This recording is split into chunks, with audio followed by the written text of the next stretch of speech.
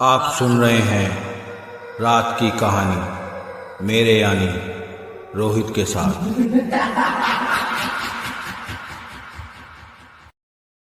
मैं और मेरा छोटा भाई और उसके दोस्त पहाड़ों में घूमने के लिए निकले और हमारे साथ जो हुआ उसके बारे में सोचकर भी मेरे अभी तक हाथ पैर कांपने लगते हैं। मेरा नाम अमित है और मेरे छोटे भाई का नाम सुमित। हम दोनों ने पहाड़ों में घूमने का प्लान बनाया। हम अपनी कार से जाना चाहते थे, पर समस्या ये थी कि हम दो ही थे। हम चाहते थे कि हमारी कार में 4 लोग बैठें, इसलिए मेरे भाई सुमित ने अपने दोस्त को फोन किया।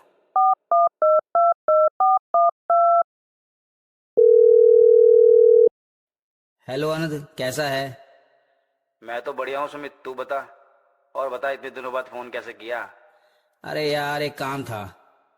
मेरे भैया और मैंने घूमने का प्लान बनाया है, तो दिक्कत ये है हमारी कार में 4 लोग बैठ सकते हैं और हम 2 हैं। हम चाहते हैं कि 4 लोग चलें, पैसे भी कम लगेंगे और कंट्रीब्यूशन अच्छा हो जाएगा। तो इसलिए सोच रहा था तू भी चल ले साथ में। चल सकता है क्या? तब उसके दोस्त आनंद ने कहा, कब चलना है और कहाँ चलना है भाई?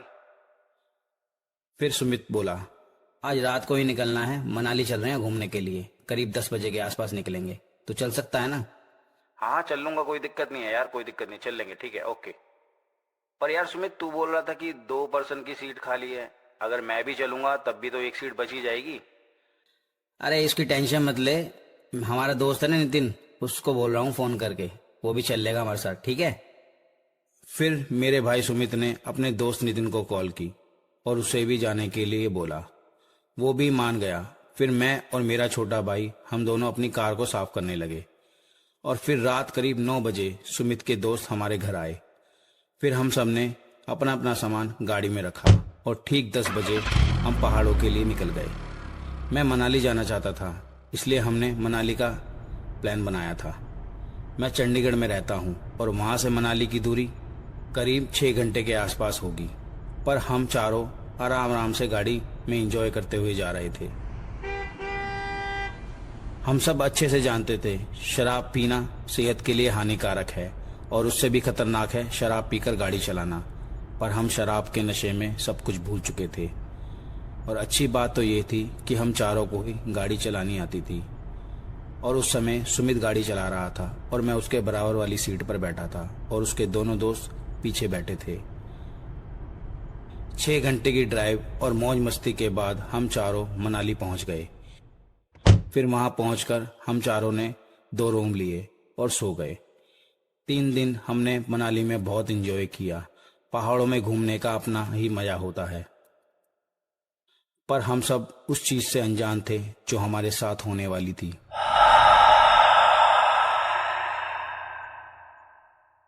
हमारा ट्रिप खत्म हो गया और हम घर के लिए निकल गए। कार में वो सारी बातें हो रही थी जो मनाली में हमने एंजॉय किया था। सब मजे ले रहे थे और साथ में ड्रिंक भी कर रहे थे। इस बार कार मैं चला रहा था और फिर करीब 2 घंटे बाद सुमित को बहुत जोरों से बाथरूम लगा और वो बोला, अमित भैया गाड़ी रोकना, मुझे बहुत जोरों से बाथरूम लगा है। तब मैंने अपनी कार साइड में लगा ली। जहां मैंने अपनी कार लगाई थी वहां हर तरफ पेड़ ही पेड़ थे, इसलिए हम चारों ही सुमित के साथ कार से उतर गए। क्योंकि रात का समय था और एक इंसान को अकेला छोड़ना वहाँ ठीक नहीं था। फिर हम चारों ही बाथरूम करने लगे। तभी सुमित एक पीपल के पेड़ पर बाथरूम करने लगा। मैं उसे रोकता, उससे पहले वो बाथरूम कर चुका था। तब भी मैंने उसे बोला, तूने ये क्या किया सुमित? क्या हुआ भैया, मैं समझा नहीं। अरे पागल, ये पीपल का पेड़ था और तूने उसके ऊपर ही बाथरूम कर दिया। तू पागल है कि तू जानता नहीं है कि पीपल के पेड़ पे क्या होता है? भूत प्रेत होते हैं भाई इस पे। तब सुमित बहुत जोरों से हंसने लगा और बोला,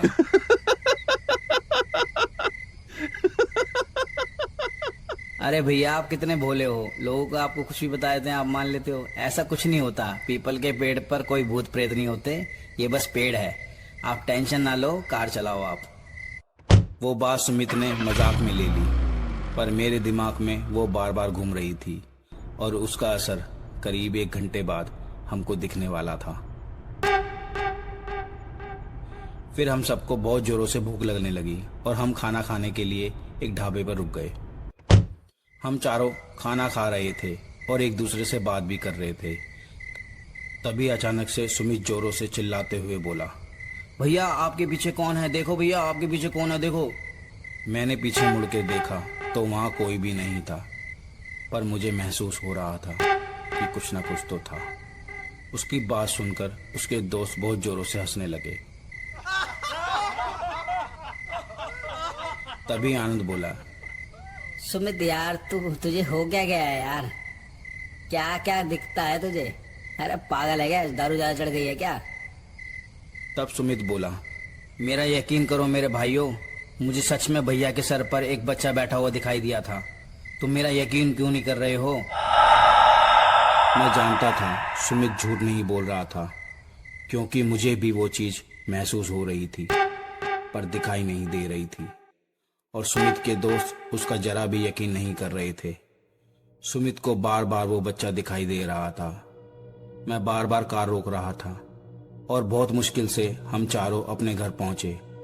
फिर नितिन और आनंद अपने अपने घर चले गए, पर मैं अच्छे से जानता था हमारे घर में कोई बुरी शक्ति आ चुकी है।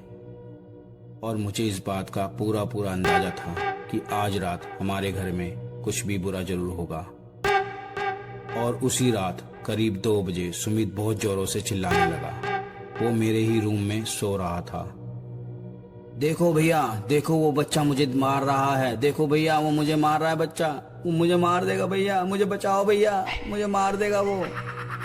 देखो भैया उसने मेरे चेहरे पे मारा है, देखो भैया उसके नाखून मेरे को मार देगा, जान से मार देगा भैया, मेरे पीछे क्यों पड़ा है वो? सच में मेरे भाई के चेहरे पर नाखूनों के निशान थे। फिर रात को ही मैंने पंडित जी को कॉल की।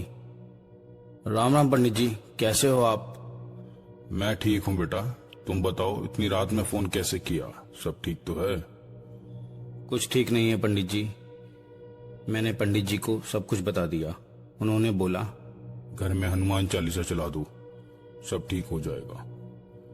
फिर मैंने रात में अपने रूम में हनुमान चालीसा चला दी। फिर रात में मेरे भाई को कुछ भी दिखाई नहीं दिया, सब कुछ ठीक हो गया। उसके अगले दिन सब नॉर्मल लग रहा था। हम सबको लग रहा था सब ठीक हो गया है, जो कि हमारी सबसे बड़ी गलती थी और गलतफहमी भी थी। उसके अगली रात करीब 11 बजे, उस समय हम सब सो रहे थे। तभी मेरा भाई चिल्लाने लगा, जिसकी आवाज सुनकर मैं उठ गया। वो रो रहा था और मुझसे बोल रहा था, मुझे बचा लो भैया, मुझे बचा लो, वो मुझे परेशान करता है, मुझे मार देगा भैया, मुझे बचा लो। देखो मुझे वो बच्चा कितना मार रहा है, देखो भैया मुझे मेरे शरीर पे कितने नुकसान कर रखे हैं उन्होंने भैया, देखो। तब मैं सुमित की कमर देखने लगा तो मैंने देखा उसकी पूरी कमर पर बड़े बड़े नाखूनों के निशान थे और उसके चेहरे पर भी बहुत सारे नाखूनों के निशान थे। मैंने फिर से पंडित जी को कॉल की और बोला, पंडित जी आप जल्दी से आओ। तब पंडित जी फोन पर ही बोले, देखो अमित बेटा, मैं अभी तो नहीं आ सकता, पर सुबह सुबह जल्दी आ जाऊंगा। तब मैंने पंडित जी से बोला, पंडित जी सुबह तक वो बच्चा मेरे भाई को मार देगा। तब पंडित जी बोले, ऐसा कुछ नहीं होगा, जैसा जैसा मैं बोल रहा हूँ वैसा वैसा करो और सुबह मैं आ ही जाऊंगा। जिस रूम में तुम्हारा भाई सो रहा है वहां पे हनुमान चालीसा चला दो और 1 मिनट के लिए भी हनुमान चालीसा को सुबह तक बंद मत करना। याद रखना हनुमान चालीसा बंद नहीं होनी चाहिए, वरना बहुत दिक्कत हो सकती है। फिर मैंने सुबह तक अपने रूम में हनुमान चालीसा अपने फोन में ही चला दी और 1 मिनट के लिए भी सुमित को अकेला नहीं छोड़ा। मैं पूरी रात सो ही नहीं पाया और सुबह हो गई। फिर करीब 8 बजे पंडित जी मेरे घर आए और बोले, कहाँ है सुमित बेटा? मुझे उसे दिखाओ, मुझे उसे देखना है। तब मैं पंडित जी को सुमित के रूम में ले गया और उसे देखते ही पंडित जी बोले, इसके पीछे मुंजिया पड़ा है। फिर मैंने पंडित जी से बोला, मुंजिया? पंडित जी ये मुंजिया कौन होते हैं? तब पंडित जी बोले, ये एक बच्चे की आत्मा होती है जो पीपल पर रहती है। ये एक ब्राह्मण बच्चे की आत्मा होती है, जिसके मुंडन के 7 दिन के अंदर अगर उसकी मृत्यु हो जाए तो वो मुंजिया बन जाता है। और ये पीपल के पेड़ पर वास करते हैं, वही इनका घर होता है।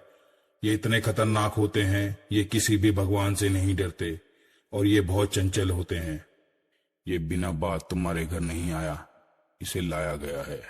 या तो इसे तुम्हारे घर छोड़ा गया है या सुमित ने कुछ गलत किया है जिसकी वजह से ये तुम्हारे घर आ गया है।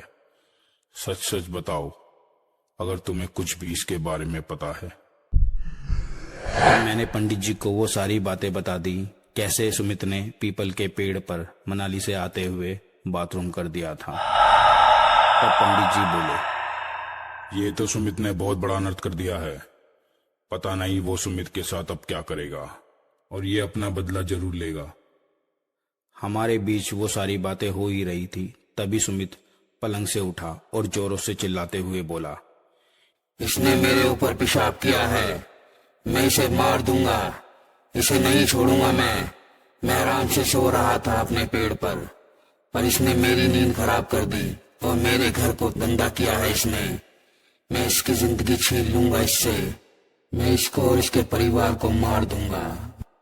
इन्होंने मेरा घर खराब किया है, मैं इनका घर खराब कर दूंगा। इतना बोलकर मेरा भाई बेहोश होकर पलंग पर गिर गया। तभी पंडित जी बोले, ये मुंजिया बहुत नाराज है तुम्हारे भाई से और पीपल के पेड़ पर कभी पेशाब नहीं करना चाहिए। वहां ब्रह्म राक्षस और मुंजिया दोनों ही मिलते हैं, इसलिए हमारे पुराणों में भी कहा गया है पीपल के पेड़ पर पूजा की जाती है, ना कि पेशाब। पर तुम्हारे भाई ने बहुत बड़ा अनर्थ कर दिया है, जिसकी सजा पता नहीं मुंजिया इसको कैसी देगा। पर भगवान का शुक्र मनाओ, इसने अभी तक तुम्हारे भाई की जान नहीं ली, वरना इतने समय तक तो ये पूरे परिवार को मार दिया करता है। हमें एक पूजा करनी होगी उसी पेड़ पर और इस मुंजिया से हमें माफी मांगनी होगी, तब जाकर कहीं ये हमारा पीछे छोड़ेगा। पर इसकी कोई गारंटी नहीं है कि ये तुम्हारे भाई को छोड़ेगा या नहीं छोड़ेगा, क्योंकि तुम्हारे भाई ने उसके घर को गंदा किया है, उसके घर को दूषित किया है। इसकी सजा तो उसको मिलनी ही है। तब मैं और मेरे पापा और सुमित और पंडित जी, हम चारों उसी जगह गए जहां पर वो पेड़ था, जहां पर सुमित ने उस पेड़ के ऊपर पेशाब किया था। बहुत देर तक पंडित जी ने वहां पूजा की और सुमित से मुंजिया से माफी मंगवाई। तब कहीं जाकर उस मुंजिया ने मेरे भाई को माफ किया। उससे पहले मैं ये नहीं जानता था कि मुंजिया क्या होते हैं, पर ये तो जानता था कि पीपल के पेड़ पर पेशाब नहीं करना चाहिए, वरना अच्छा नहीं होता। उसके बाद मेरा भाई ठीक हो गया, उसे वो मुंजिया दिखाई नहीं दिया। पर मेरे भाई और मेरी फैमिली को अच्छा सबक मिल गया था, कभी भी पीपल के पेड़ पर पेशाब नहीं करना चाहिए, वरना अंजाम बहुत बुरा होता है। इस बात को बहुत समय हो गया है, पर आज भी मेरा भाई बाहर पेशाब करने से पहले आसपास देख लेता है कि कहीं पीपल या कोई और पेड़ तो नहीं। आशा करता हूँ आपको ये कहानी अच्छी लगी होगी।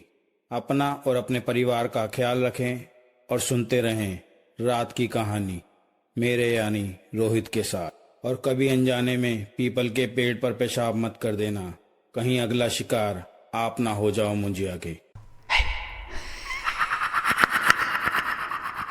ये कहानी आपको कैसी लगी आप कमेंट्स करके बता सकते हैं, और अच्छी लगे तो शेयर करना ना भूलें। आप भी हमें अपनी कहानी भेज सकते हैं।